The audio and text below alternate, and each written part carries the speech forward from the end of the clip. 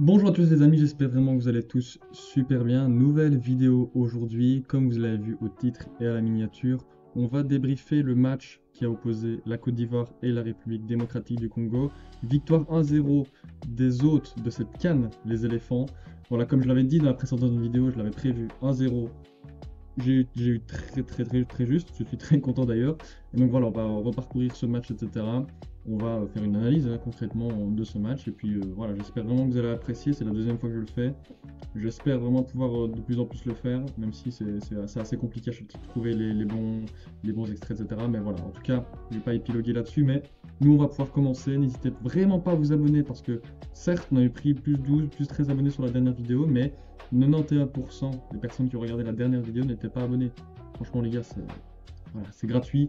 N'hésitez pas. On a 552, je crois, donc on est bientôt pour le jeu concours à 600 abonnés. On fera le jeu concours. Donc voilà, franchement, n'hésitez pas, ça ferait super plaisir. Et donc, nous, on va pouvoir commencer avec tout simplement le débrief de ce match qui a failli virer au cauchemar directement pour les éléphants, mais voilà, la qualification est bien là. Au niveau des compositions, Conan à gauche, Ndika central, Boli a été préféré à Singo en centrale. Moi j'avais dit Singo en centrale et du coup mettre plus Aurier sur le côté droit. Il a eu, le coach a eu, voilà, Hermès Faye a eu totalement raison parce que bah, Boli a été noté le meilleur. La meilleure note a eu la meilleure note de cette équipe. Donc franchement, très bon choix. Sinon, au milieu de terrain, ça c'est assez classique. Fofana, Seri, Kessié. Et en attaque, Adingra, Haller et Gradel. Adingra qui a fait très mal sur les côtés. Et Singo aussi sur les centres. Franchement, c'est venu pas mal de centres pendant ce match. Et Fofana aussi très bon. Il a fait les bonnes interventions quand il le fallait. Et pour le Congo, Sébastien de Sabre a aligné, voilà, comme je l'avais prévu aussi, 4-2-3-1 avec Mpassi au goal. La défense à 4 avec Mbemba, Inonga, Mazuka et à droite Kalulu. Et puis les deux pivots Piquel et Mutusami. L'attaque avec Elia, Kakuta et Wissa à gauche. Et puis en pointe Bakambu. Donc voilà, franchement, au niveau des compositions, etc., c'est ce qu'on avait prévu plus ou moins. Au niveau des possessions, etc., bah, c'était assez attendu. Franchement, c'était un match assez équilibré, même si la Côte d'Ivoire s'est montrée un peu plus dangereux que le Congo. Voilà, quand on voit 14 tirs à 7, voilà, il y a quand même le double des occasions. Donc c'est assez logique finalement que la Côte d'Ivoire s'impose dans ce match, même si évidemment le foot ce n'est pas que des stats. Mais bon, voilà, quand même. Et bah voilà, franchement, qualification de la Côte d'Ivoire, magnifique. Les supporters ont pu exulter. Surtout qu'en plus, c'était le stade où ils s'étaient fait massacrer 4-0 contre la Guinée équatoriale. Là, ils reviennent et c'est une issue totalement positive. La finale face au Nigeria, ça c'est quand même assez fou. Voilà, évidemment, tout le staff exulte. Et donc, nous, bah, on va pouvoir commencer avec tout simplement le match. Évidemment, il y a la déception du côté du Congo. Mais le match qui a failli très bien commencer pour le Congo parce qu'à la 7e minute, premier corner pour le Congo qui va être repoussé ici par Sébastien Haller, repoussé, donc deuxième corner consécutif. Et là, il va y avoir un petit cafouillage. Fofana qui va un peu se trouer directement. Il va très mal capter la balle. Ici, on ne voit pas hyper bien. Je suis désolé vraiment pour la qualité. J'essaie de régler ça pour les prochaines. Mais bon, voilà, je suis désolé, mais bon, je fais avec ce que j'ai. Donc, en tout cas, le gardien qui se trouve un peu, Fofana, qui relâche, qui va se faire enlever la balle par je ne sais plus qui exactement, parce que là c'est un peu flou. Donc il va se faire taper au niveau des mains le ballon. Le ballon va rebondir et c'est Bakambu qui va venir mettre sa tête dans le goal. Et donc, à la 8e minute, peut-être que le Congo marque déjà le premier but de cette rencontre, mais évidemment il va être annulé parce que bah, tout simplement le joueur ici qui tape dans le ballon tape également les mains du gardien et puis on sait qu'une fois que le gardien a la balle en main, il ne peut plus être touché tout simplement. Donc voilà pourquoi la faute. Évidemment elle est assez logique, mais voilà ça a failli très mal démarrer. Et le Congo vraiment très entreprenant pardon, dans ce début de match. Franchement, ils étaient plutôt bien dans le match. Euh, Ici, première, plus ou moins, occasion quand même, franchement, elle est plutôt pas mal. Bien amenée par Singo, etc. avec Seri. Franchement, un bon jeu en un temps pour une petite déviation ici dans l'intervalle qui est ici. Hop, là, il a super bien joué. Singo va pouvoir aller tout simplement centrer, hein. Donc comme on le voit ici, il va adresser un très très beau centre. Il y a quand même deux personnes qui sont dans la zone dangereuse, donc à l'heure en plein centre, et Adingra qui va arriver de la gauche pour mettre sa tête. Et on va voir que ça va pas passer super loin parce que bah voilà, ils ont quand même un bon jeu de tête. Adingra du coup qui saute quand même plus haut que son opposant qui est Kaloulou. Il va mettre une belle tête qui a failli vraiment passer à côté, comme vous pouvez le voir ici. Elle passe juste là. Ici, évidemment, on ne voit pas très bien avec la qualité, je suis vraiment désolé. Mais franchement, la balle passe vraiment pas super loin.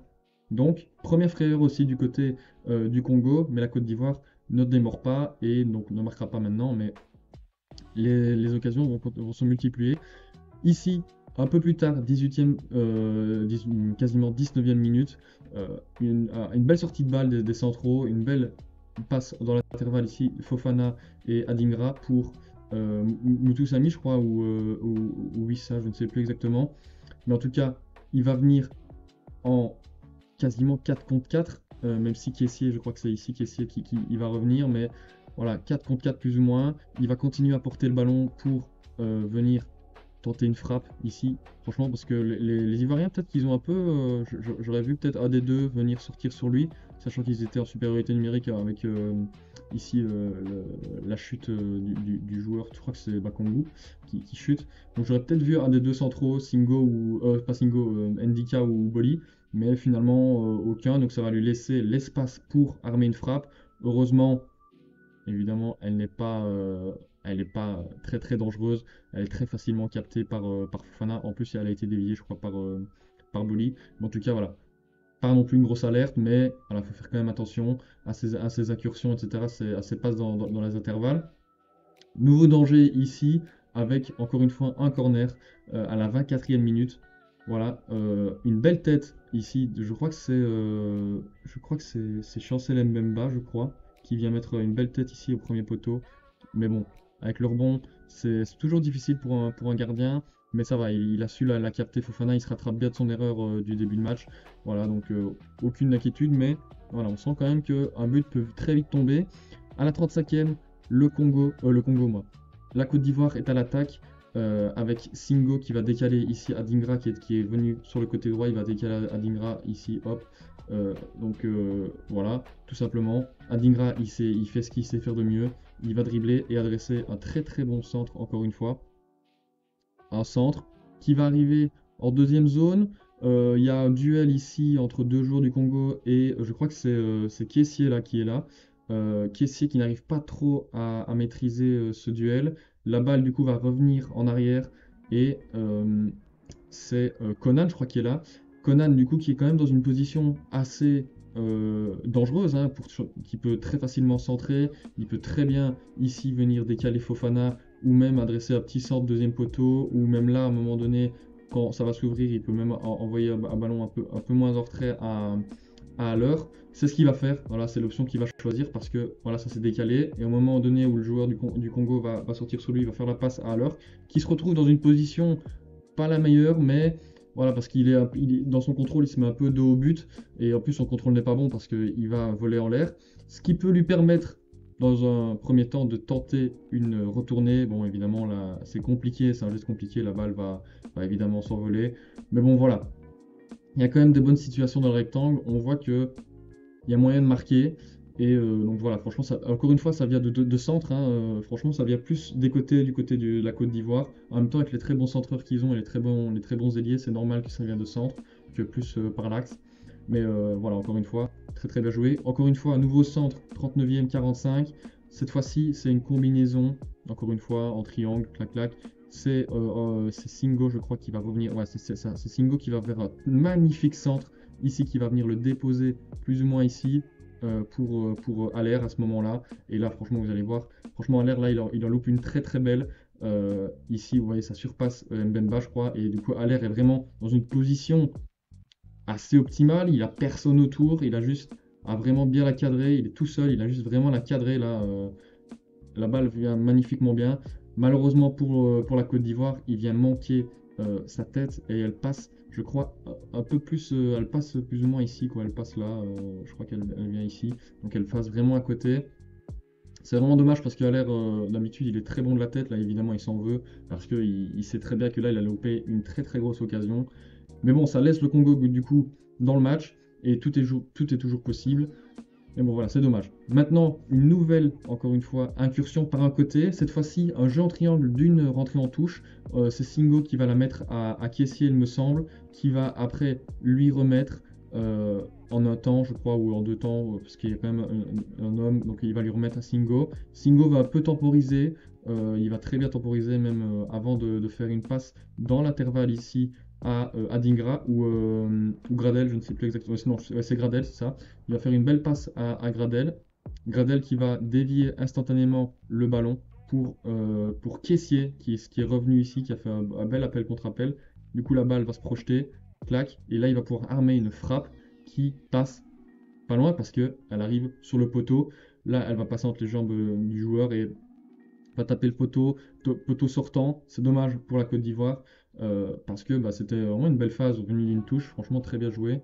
Et comme vous pouvez le voir en fait, là vous n'allez pas trop le voir, mais en gros le ballon il avait un effet extérieur en fait. Il tournait comme ça, donc c'est normal qu'elle parte vers la gauche. Ça frappe et du coup bah, c'est pour ça que ça tape le poteau parce que sinon s'il la tape, je crois plein pied qu'il n'y a pas d'effet, je crois qu'il y a moins qu'il y a ça fasse poteau rentrant ou même ça rentre dans le filet ici. Mais voilà, c'est dommage. Encore une fois, nouveau danger du côté de la Côte d'Ivoire. Franchement, ils étaient plutôt bons. On va dire que dans les premiers instants, le Congo a essayé vraiment d'attraper et de sauter à la gorge de la Côte d'Ivoire pour vraiment mettre la clim dans le stade. Mais ils n'ont pas réussi. Et du coup, la Côte d'Ivoire, petit à petit, a su remonter son niveau et être le plus dangereux dans cette première mi-temps. Du coup, première mi-temps, c'est plus ou moins ça qui s'est passé voilà, au niveau des occasions, etc. Il y a eu le poteau de Kessié, il y a eu 2-3 ratés de la tête venant de centre. Deuxième mi-temps, le Congo en fait a fait plus ou moins la même chose qu'en première mi-temps. Ils ont essayé de tout de suite mettre la pression et ça marche plutôt bien parce qu'à la 47e, un centre qui va être repoussé par la défense ivoirienne, ça va être repoussé.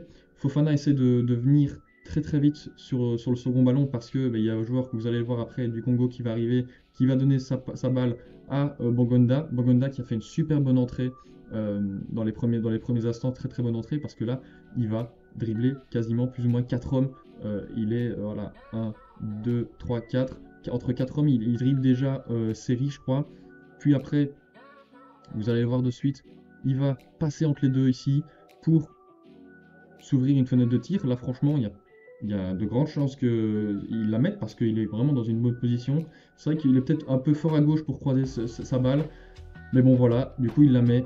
Premier poteau, c'est un peu dommage parce que c'est quand même une occasion manquée, même si là, il y avait un bon retour de Ndika, il me semble. Donc ça aurait été même compliqué de s'y tirer croisé, mais voilà, c'est pas non plus inintéressant d'avoir tiré premier poteau parce que bah voilà, un petit ballon ça peut passer entre le bras et la jambe du gardien, mais malheureusement il manque son geste. Mais voilà, franchement, une bonne frayeur je crois du côté de la Côte d'Ivoire. Après il se passe plus trop grand chose, c'est assez stérile les possessions etc. Ça amène pas un grand chose.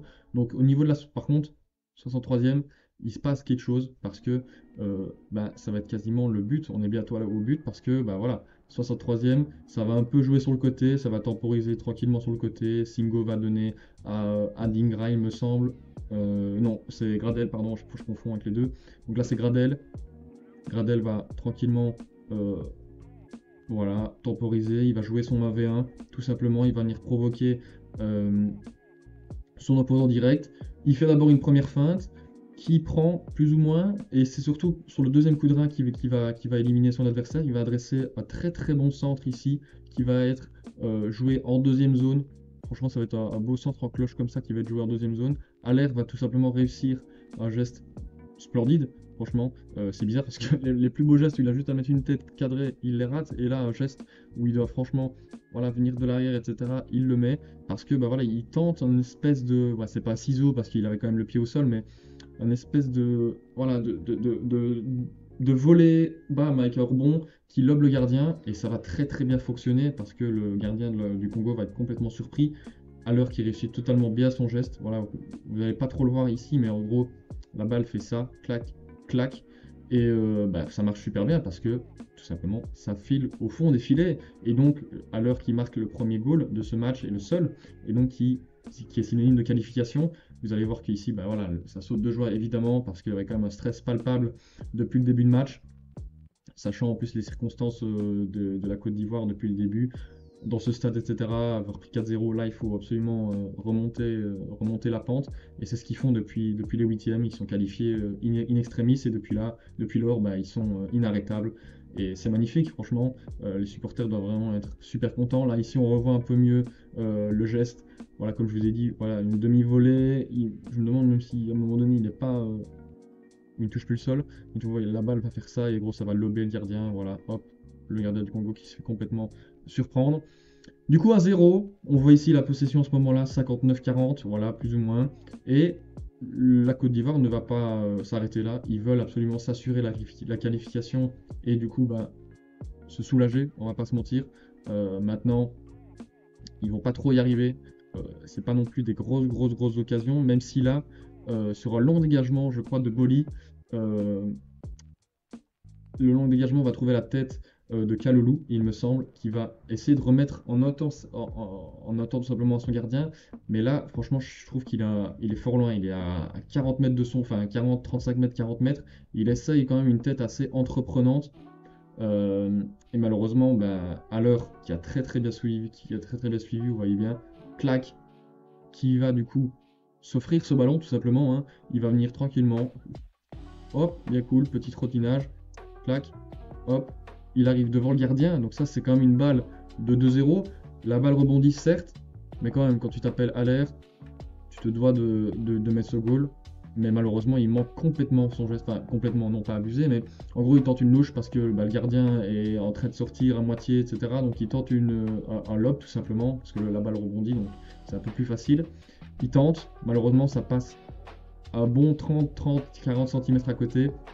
Voilà, il aurait pu clairement faire mieux. On voit ici la déception d'Adingra parce que, bah voilà, franchement, quand tu as une occasion pareille pour mettre le 2-0 et peut-être enterrer les chances du Congo, il faut les mettre ces ballons-là. Maintenant, nouvelle occasion du Congo qui vient d'une touche longue ici jouée, qui va être repoussée par la défense. Deuxième ballon, encore une fois, pour le Congo. C'est vrai qu'au niveau des deuxièmes ballons, ils étaient un peu plus là, les Congolais. Euh, le deuxième ballon, du coup, il va y avoir une tête qui va être attribuée à ce joueur. Bam, le joueur, il va tenter une super belle volée en un temps. Franchement, un très beau geste. Malheureusement pour lui, la balle passe à ouais, un bon 20 cm. C'était quand même dangereux. Le gardien a quand même dû plonger tout simplement pour être sûr. Et non, franchement, c'était plutôt dangereux. Maintenant, après ça, il n'y a plus de grosses occasions. La Côte d'Ivoire a géré son match, ils ont bien défendu, ils ont fait leur bonne sortie quand il fallait. Franchement, ils ont très bien joué cette demi-finale. Ils se sont fait peur un peu au début, et en fait, à chaque début de mi-temps, ils se sont fait un peu peur, et après, ils ont très vite repris le fil du match. Franchement, ils ont très bien joué leur demi-finale. Ici, il y a quand même un petit ballon à la fin pour vraiment se soulager 2 minutes avant la fin du temps réglementaire.